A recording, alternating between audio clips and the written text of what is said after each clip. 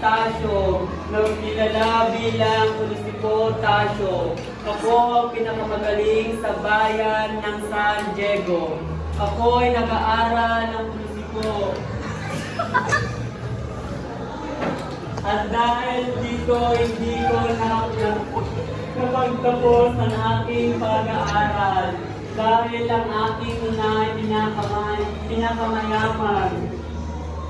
At dahil dito ay maaga akong nakapag-asawa.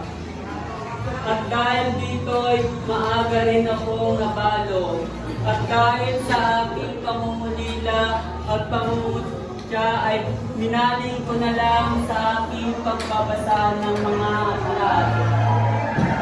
At dahil dito, ang mga mag-aaral ay tinawag nila akong matalino at ang mga hindi naman nakapag-aral ay tinawag nila akong baliw na tayo.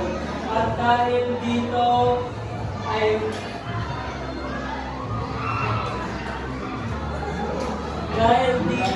pinagpatuloy ko ang aking